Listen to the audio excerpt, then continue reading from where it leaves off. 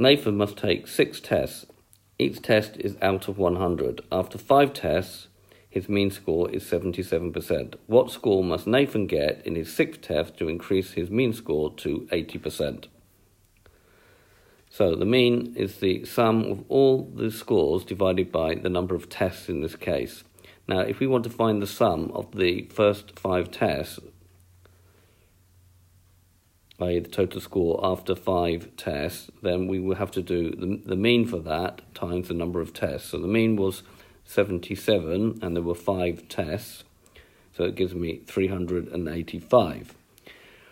And then the question says, what score must Nathan get in his 6th test to increase his mean score to 80%?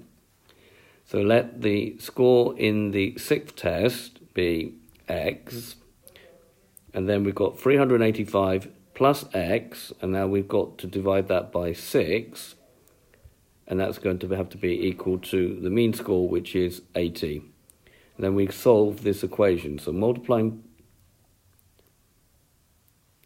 multiply by both sides by 6, we're going to get 385 plus x is equal to 6 times 80, which is 480.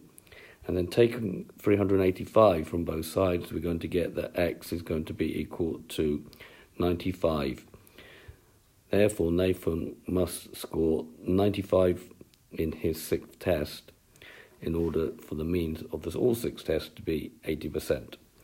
Okay, so this has been a video to find a score using means. I hope you've understood.